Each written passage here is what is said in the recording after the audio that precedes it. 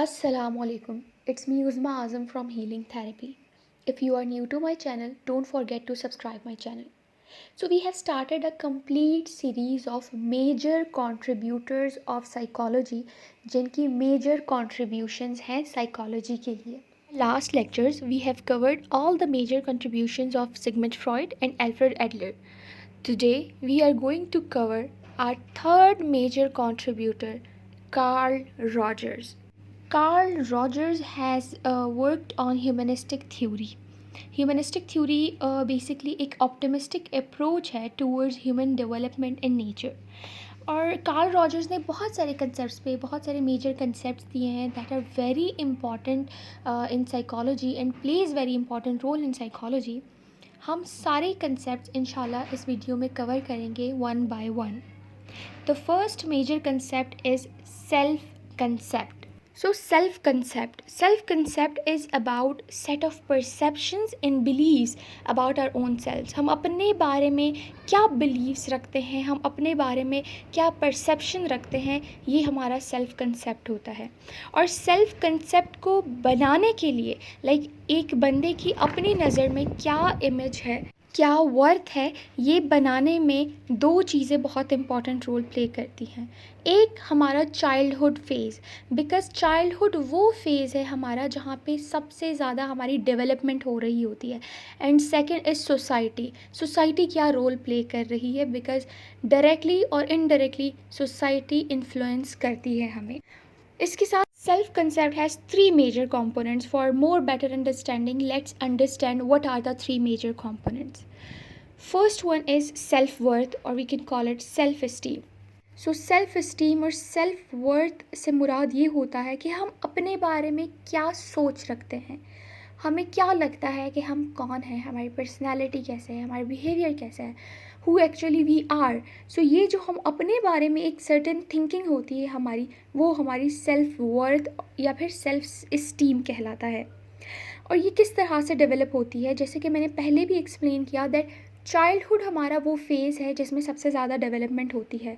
सो आपका self worth और या फिर सेल्फ़ इस्टीम जिसे हम कहते हैं, वो बेसिकली एक चाइल्ड और पेरेंट का किस तरह का इंटरेक्शन है उससे डेवलप होती है. If it is a interaction, a healthy interaction that increases और that makes you feel worthy, so definite सी बात है कि आपकी सेल्फ वर्थ या सेल्फ इस्टीम हाई होगी.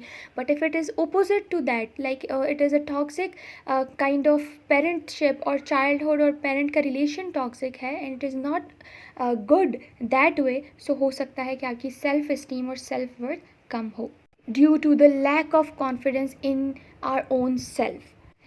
Now moving towards the second component, that is self-image. Self-image is about हम अपने आप को कैसा इंसान देखते हैं, हम अपनी पर्सनैलिटी को कैसे देखते हैं, like whether we are good, whether we are bad, whether we are beautiful, whether we are ugly, किस तरह से हम अपने आप को देखते हैं, अपना इमेज हमारी नज़रों में क्या है, that is self image. The third component is ideal self. Ideal self ये होता है कि वो कौन सा आइडियल है, हम किस तरह से बनना चाहते हैं. ठीक है, एक सेट रूल हम लोग रखते हैं, एक आइडियल हम लोग हमेशा रखते हैं जिसको अचीव करना चाहते हैं, एक गोल होता है हमारा जिसको हम अचीव करना चाहते हैं. सो वो कौन सा आइडियल है हमारा, हमारे सेल्फ का, जिसको हम अचीव करना चाहते हैं, जिस तरह हम बनना चाहते हैं, that is our ideal self. और ideal self basically consist of our goals, our ambitions of life. So these were the three major components of self concept, जिसमें मैंने explain किया कि self worth and self esteem is about what we think about ourselves, self image is about how we see ourselves, and ideal self is about how we like to be. So these were the three major components of self concept. Similarly, the self-worth और self-esteem is about what we deserve, like what we think we deserve in our life. हमें क्या लगता है कि हम क्या चीज़ें deserve करते हैं अपनी life में, अपने बारे में क्या ख्यालात हैं हमारे. This is all about self-esteem and self-worth. And as we have discussed before, it is developed due to the interaction of child and parent. Now, if we talk about again self-image, it is about how we feel. हम कैसा महसूस करते हैं, हम अपने आप को कैसे देखते हैं, और how we behave according to that. This is about self image. And again if we talk about ideal self, हमने जैसे बात भी की थी, हमारा आइडियल सेल्फ ये होता है कि बचपन में जो हमने आइडियल सेल्फ जो रखा होगा अपने लिए, जो भी आइडियल होगा हमारा, that could be something else. जब हम लोग थोड़े टीन एज में आए होंगे हमारा आइडियल सेल्फ चेंज हो गया होगा. इसी तरह से जब हम मोर ज़्यादा बड़े होते हैं, मोर मेच्योर होते हैं, तो हमारा आइडियल सेल्फ अगेन कुछ और हो जाता है. So this ideal self keeps on changing. मतलब बचपन में कुछ और, जवानी में कुछ और, बुढ़ापे में कुछ और. We do keep different ideal. ये चेंज होते रहते हैं time to time and we human strive to achieve it. This is the phenomena of life कि हम कोशिश करते हैं to achieve that self. Again जैसे हमने बात की कि क्योंकि ये चाइल्डहुड जो हमारा फेज़ है that is the most important thing. हमारी सेल्फ वर्थ, हमारी सेल्फ इमेज, हमारी आइडियल सेल्फ, और we can call it combinely self concept बनाने में हमारा बहुत बड़ा इंपॉर्टेंट रोल प्ले करता है. सो बच्चा जैसे बड़ा होता है वैसे ही दूसरों से जो उसका इंटरेक्शन होता है, स्पेसिफिकली पेरेंट्स और केयर गिवर्स, उनके साथ उसका इंटरेक्शन भी बढ़ता जाता है. ये इंटरेक्शन किस किस्म का है, इसका सेल्फ वर्थ पे बहुत ज़्यादा या फिर हमारे सेल्फ कंसेप्ट पे बहुत ज़्यादा अफेक्ट होता है. Now Karl Rogers believed that we need to be regarded positive by others. We need to be valued and respected. इस चीज़ को लोग हमें डिफरेंट सिचुएशन में इवेलुएट करते हैं, हमें जज करते हैं. डिफरेंट सोशल सिचुएशंस में हमें जज और इवेलुएट किया जाता है. और ये जो हमारी सोशल इंटरेक्शन है, हम किस तरह से इंटरेक्ट कर रहे हैं, हमारी इंटरेक्शन का तरीका क्या है, हम बिहेव कैसे कर रहे हैं, इस सारी चीज़ों के बेसिस पे हम जज हो रहे होते हैं, हम इवेलुएट हो रहे होते हैं. नाउ इस इवेलुएशन की बेसिस पे लोग हमें कैसे रिगार्ड कर रहे हैं, पॉजिटिवली या नेगेटिवली. ये कंसेप्ट दिया था कार्ल रॉजर्स ने अबाउट द रिगार्ड. उसने कहा था कि रिगार्ड करने के पॉजिटिव रिगार्ड की बात की थी कि हर इंसान ये डिज़र्व करता है to be valued, to be respected. So उसने जो पॉजिटिव रिगार्ड की बात की, उसने कहा कि इसकी दो किस्में हैं. There are two kinds of positive regard. One is unconditional and the second one is conditional. So ये नाम से ही वाजे है. कंडीशनल इज़ अबाउट कंडीशंस का होना. वहाँ पे जो हमारी अप्रूवल होती है, जो हमारी प्रेज़ होती है, वो डिपेंड करती है upon certain conditions. For example, child अच्छे से बिहेव कर रहा है, so we are appreciating that child. But child से कोई गलती हो जाए, हम उसे डांटेंगे. ठीक है, हम डांटते हैं उसको, बजाय समझाने की अक्सर लोग डांट देते हैं. सो वो क्या है, if he is behaving in a good manner, he is a good guy. उसको पर्सनली हम समझने की कोशिश नहीं कर रहे, एक सर्टेन कंडीशंस हमने अप्लाई कर दिया. So this is about conditional positive regard. Second thing is unconditional positive regard. Unconditional की जब बात आती है, it is about loving and accepting others for what they actually are. For example, एक बच्चे ने गलती कर ली, इट्स ओके, उसको हमें मार्जिन देना चाहिए, because every human commit mistakes. इंसान ही तो गलती करता है. सो उसने गलती की, हमने उसे मार्जिन दिया कि कोई बात नहीं है, उसने गलती कर ली, इस गलती से वो सीख लेगा, उसको समझा दिया हमने, एंड नेक्स्ट टाइम वो उससे ज़्यादा अच्छे से बिहेव करेगा.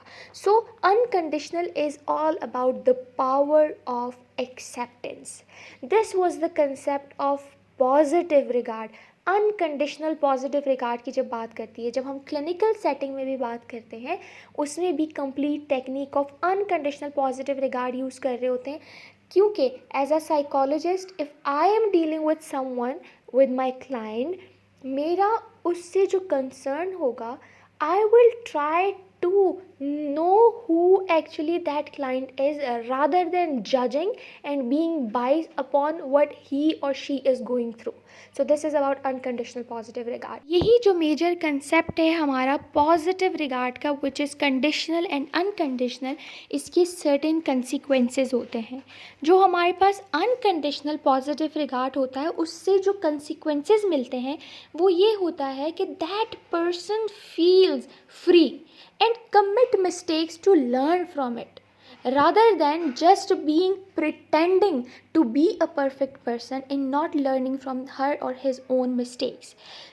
बहुत ही बाउंड फील नहीं करता in unconditional positive regard. And on the other hand when we talk about the conditional positive regard, उसके कंसिक्वेंसेस कहीं ना कहीं नेगेटिव इम्पैक्ट देते हैं, because that bound a person to the certain conditions, और उसकी बेसिस पे ही हम उसको इवेलुएट कर रहे होते हैं और रिगार्ड कर रहे होते हैं। This was about the positive regard, how we regard others and how we value and respect others. Now moving forward, हमने फर्स्ट बिल्कुल बिगिनिंग में बात की थी that Carl Rogers has worked on humanistic theory as well, which is an optimistic approach to human development.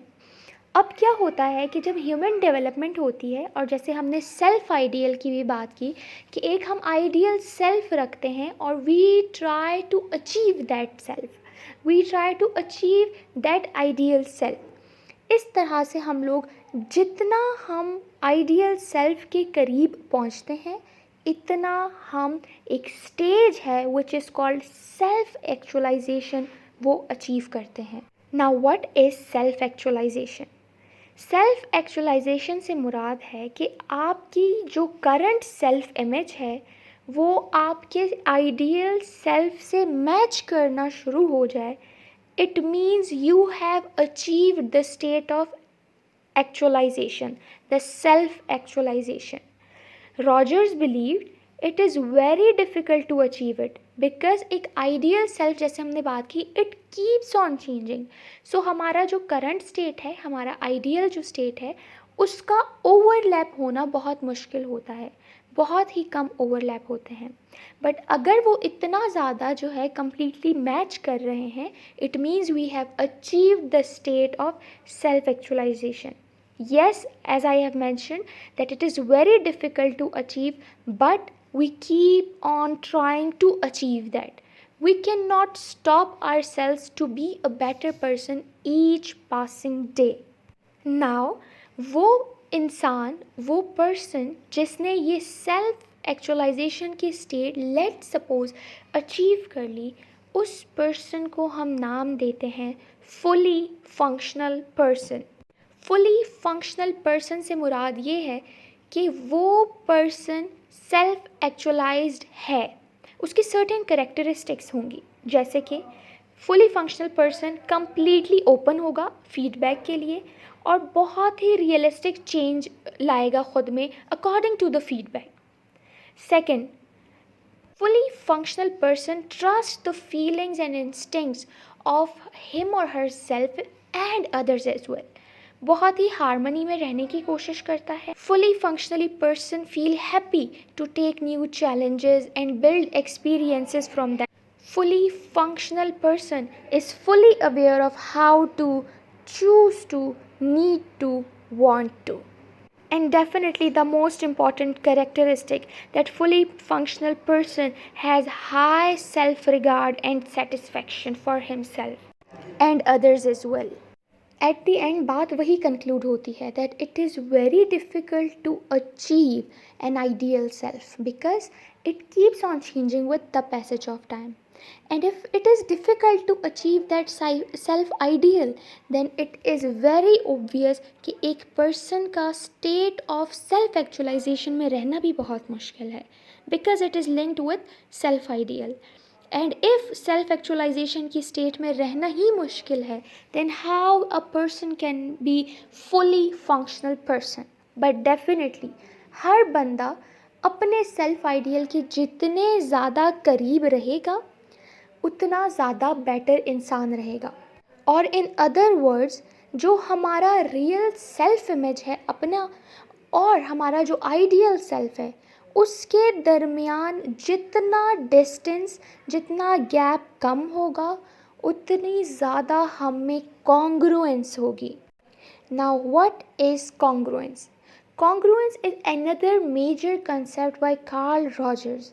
Karl Rogers ने ये concept दिया और उसने कहा कि हमारा सेल्फ आइडियल एंड हमारा जो एक्चुअल एक्सपीरियंसेस, और we can call it the हमारा जो सेल्फ इमेज है, उसके दरमियान का जो डिफरेंस है, जो गैप है, that is called congruence. And we know that ideal self is not consistent with what actually happens in our life and experiences. That is why Carl Rogers believed that To achieve self-actualization, you must be in a state of congruence. इससे क्या मतलब हुआ? इससे मतलब यही हुआ कि जितनी ज़्यादा हमारी सेल्फ इमेज हमारे आइडियल सेल्फ से मिलती जुलती होगी, उतने ज़्यादा हम कॉन्ग्रुएंट होंगे, उतनी ज़्यादा हमें कॉन्ग्रुएंस होगी, और जितनी ज़्यादा हमें कॉन्ग्रुएंस होगी, इतनी ज़्यादा हमारी सेल्फ वर्थ होगी. This is the concept of congruence. और इस सारे कंसेप्ट्स की बेसिस पे लेटर ऑन रॉजर्स ने क्लाइंट सेंटर्ड थेरेपी का जिक्र किया, which is a non-directive therapy and is completely focused on client. Basically Roger ये बिलीव करता था कि जब हम पैदा होते हैं, हम अपना ट्रू सेल्फ लेकर पैदा होते हैं, और जो हमारी पर्सनालिटी बनती है वो कैसे बनती है, जैसे जैसे हम बड़े होते हैं, जो जो हमारे ऑन गोइंग इवेंट्स होते हैं, उसकी बेसिस पे हमारी पर्सनालिटी बनना शुरू हो जाती है. और इसी के साथ साथ जैसे हमने बात की कि जिन जिन लोगों से हम इंटरेक्ट करते हैं, जिनसे हमारे रिलेशनशिप हैं, उनकी बेसिस पे भी हमारी पर्सनालिटी बहुत ज़्यादा मोल्ड होती है, बहुत ज़्यादा अफेक्ट होती है.